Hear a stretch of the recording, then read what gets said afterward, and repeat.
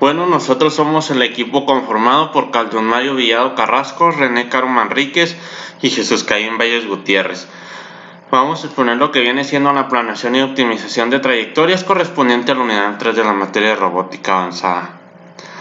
Dice que se reconoce a la planeación de trayectorias como la búsqueda de una asociación de posiciones de un robot que permite llevarlo de un estado inicial a un estado final, entendiéndose como estado a la descripción de la ubicación del robot, referenciado a un marco absoluto generalmente expresada por la combinación de las coordenadas cartesianas del centro del robot y la posición angular del eje principal de este.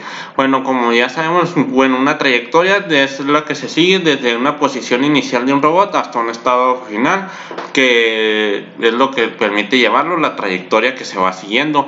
Como todos sabemos, los robots están referenciados a un marco absoluto generalmente, que están en coordenadas cartesianas donde se encuentra el centro del robot, y siempre tenemos una posición angular del eje principal de nuestro robot. Bueno, ¿cómo vamos a analizar un robot? Puede que nos den los ángulos de la articulación o puede que nos den la posición y orientación del efector final. Para esto tenemos la cinemática directa, que si nos dan los ángulos de articulación, hacemos la cinemática directa para saber la posición y orientación final del efector final. Y si nos dan la posición y orientación del efector final, tenemos que hacer la cinemática inversa para saber los ángulos de articulación. Pero ¿cómo se define la cinemática directa? Bueno, pues dado el vector de ángulos de las articulaciones, que van expresadas por esta ecuación que tenemos aquí, que van a estar en función del tiempo y de la oscilación angular, y los parámetros geométricos de un manipulador con n grados de libertad. Se busca la posición y orientación final del efector con respecto a un sistema de coordenadas que ya tenemos como referencia. ¿Y qué es la cinemática inversa? Bueno, dadas la posición y orientación deseadas del efector final del manipulador y los parámetros geométricos de los elementos con respecto a un sistema de coordenadas de referencia, se busca determinar si el manipulador puede alcanzar esta posición y orientación y los conjuntos de coordenadas de articulación que lo hacen posible. En general, el problema cinemático inverso se puede resolver mediante algunas técnicas. ¿Cuáles son estas técnicas? Bueno, se las vamos a presentar a continuación. Bueno, la primera y la más común que tenemos es por relaciones geométricas, es por geometría. Como todos sabemos, pues se busca encontrar el mayor número de relaciones geométricas posibles que tengamos, que intervendrán las coordenadas del extremo del robot, sus coordenadas articulares, de las articulaciones del robot y las dimensiones físicas de sus elementos, como el tamaño de sus eslabones, los ángulos que tiene, lo que se desplaza el robot. Y en base a todo esto, bueno, encontramos el mayor número posible para partir de esto empezar a encontrar así las coordenadas articulares del robot. Este método es aplicable para robots que tienen 1, 2 o 3 grados de libertad principalmente, ya que en robots que tienen más grados de libertad no es posible aplicar este método. Y el siguiente método que tenemos es a partir de la matriz de transformación. Este método, bueno, su principio es lo posible tratar de obtener el modelo cinemático inverso del robot a partir del conocimiento ya de su modelo directo, es decir, suponiendo conocidas las relaciones que ofrecen el valor de la posición y orientación del extremo del robot en función de sus coordenadas articulares, obtener por manipulación de aquellas ya las relaciones inversas.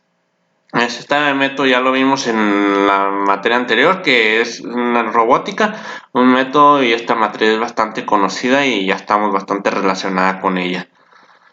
El otro método es por el desacoplo cinemático, que es aplicado a aquellos robots cuyos 3 últimos grados de libertad que tienen se cortan en un punto, no siguen una secuencia. Sacando partido de este hecho, separamos los problemas de obtención del modelo cinemático inverso de posición y orientación. Esto se realiza a partir de los parámetros de H del robot.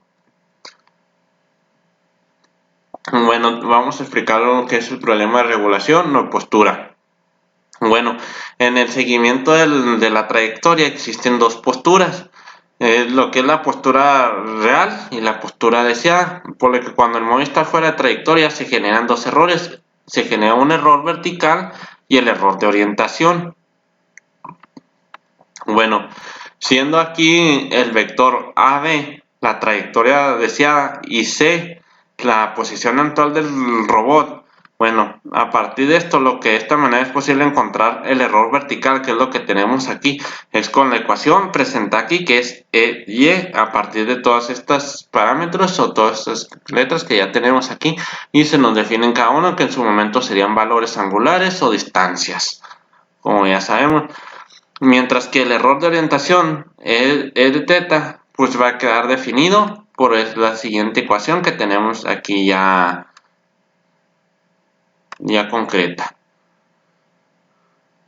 Y para recuperar la trayectoria que se desea que se controla el ángulo de orientación se controla mediante este algoritmo de control que tenemos aquí, y los valores de A y B quedan definidos pues, de esta manera, siendo omega la frecuencia de oscilación, y bueno, esto viene siendo una zeta, pero de otras biografías, pues viene siendo el factor de amortiguamiento. Con la variación de estos parámetros es posible lograr que los errores tiendan a cero de una manera correcta.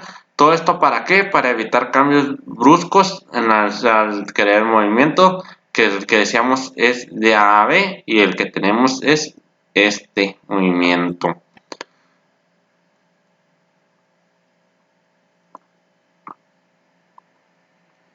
Bueno, y el problema de seguimiento de trayectorias. Tenemos en este caso varias trayectorias, varias formas de seguir una trayectoria que vienen siendo, les vamos a presentar las definiciones. Bueno, las trayectorias continuas es cuando se pretende que la trayectoria que sigue el extremo del robot sea conocida por el usuario. Trayectoria en el espacio cartesiano o de la tarea se le conoce. Es preciso calcular y controlar de manera continua las trayectorias articulares que por lo general presentan una compleja evolución, pero esto es solamente temporal. Bueno, tenemos las trayectorias punto a punto. En este tipo de trayectorias, cada articulación evoluciona desde su posición inicial a la final sin realizar consideración alguna sobre el estado de evolución de las demás articulaciones. O sea, no está considerada la posición inicial a la final, no considera las articulaciones que están en medio. Bueno, tenemos las trayectorias coordenadas o síncronas, que para evitar que algunos actores trabajen forzando sus velocidades y aceleraciones, teniendo que después esperar lo que viene siendo la conclusión del movimiento de esta articulación más lenta, puede hacerse un cálculo previo primero, averiguando cuál es la articulación y qué tiempo invertirá esta. Se ralentizará entonces el movimiento del resto de los ejes para que inviertan el mismo tiempo en su movimiento, acabando todos ellos simultáneamente. Claro que para esto hay que hacer un control de movimiento y de velocidad en el robot. El movimiento simultáneo de ejes, en este caso todos los actores comienzan a moverse simultáneamente las articulaciones del robot a una velocidad específica que se especifica para cada una de ellas. Dado que la distancia recorrida y las velocidades serán en general diferentes, cada una acabará su movimiento en un instante diferente. Luego tenemos lo que viene siendo el movimiento eje a eje. En este caso solo se mueve un eje cada vez y comenzará a moverse la primera articulación, y una vez que esté alcanzado su punto final lo hará la segunda y así sucesivamente.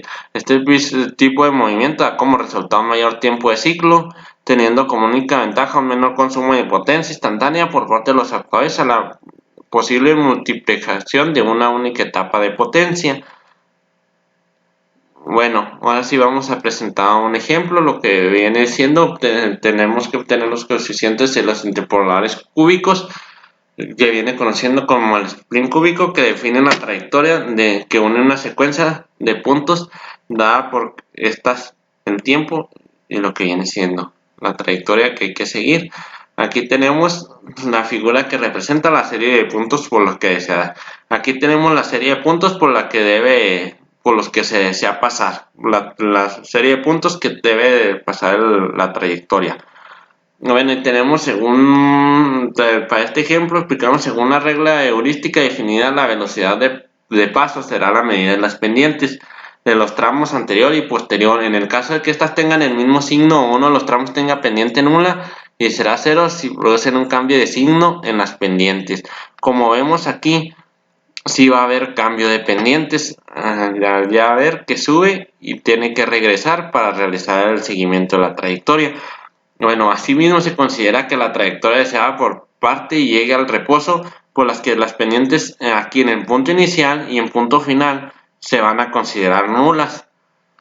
La tabla que tenemos a continuación con los valores de la velocidad que viene siendo dados por Kudu de paso por los puntos. Esto cómo se calcula en función de esta fórmula que tenemos aquí. ¿Qué tenemos aquí donde está en el tramo donde está el cambio del pendiente? Pues tenemos un cambio de signo y si no hay variación tenemos 0, se anula. Se trata de encontrar los coeficientes de los polinomios en función del tiempo dados por esta ecuación que tenemos aquí presentada, y para cada uno de los intervalos de acuerdo a la expresión de coeficientes todas vienen dadas en función de una ecuación que ya se nos había planteado o que tenemos para hacer este tipo de trayectorias, con lo que se tiene para el tramo A, para el tramo B, para el tramo C y para el tramo D respectivamente. Bueno, ya cuando se hace la interpolación con todas estas tablas, la figura muestra el resultado de la interpolación. En ella puede observarse cómo la trayectoria resulta pasar por todos los puntos indicados y que la velocidad es continua en toda la trayectoria. Ya tenemos aquí, ya cuando interpolamos, tenemos cómo pasa por todos los puntos y cómo es su trayectoria que sigue. Y aquí en esta figura se muestra con detalle la evolución de la velocidad y la aceleración. Y pues aquí vamos a observar como en esta última, pues en realidad no es continua, teniendo de un lado la velocidad y de otro lado teniendo la aceleración. Bueno, ¿cómo hacemos en un control les vamos a presentar el diagramita de cómo hacer control de velocidad y para el seguimiento de trayectorias? Bueno, ¿cómo hacer control de velocidad y par para el seguimiento de trayectorias? Bueno, primeramente para hacer el control de velocidad y par tenemos que tener una referencia de velocidad que viene siendo la entrada a nuestro sistema. Luego está conformada por un sumador y para esto tenemos un controlador PID, que como sabemos los controladores PID que viene siendo proporcional, integral y derivativo. Bueno, estos corrigen el error una vez y lo retoman y están corrigiendo constantemente, anticipándose a las señales que estamos enviando. Tenemos un flujo de referencia y tenemos los voltajes de alimentación para nuestro estimador tenemos que completar que es un estimador de par y flujo, que pues ya lo que es la magnitud de flujo, el ángulo fijo, el par, que todos estos van alimentados a sumadores y a los DTC. Estos tenemos un estado óptimo de conmutación, lo que hace esta función y lo que hace la función de un inversor. Tenemos el motor de inducción, la carga que se le mete. Bueno, y pues tenemos scopes para ver los resultados que estamos teniendo y si en realidad se está controlando la velocidad y se está controlando el par de esto. Es un diagrama básico. Bueno, esto va a depender dependiendo del motor que tenga, las especificaciones de cada motor que contenga el robot, es como se tienen que hacer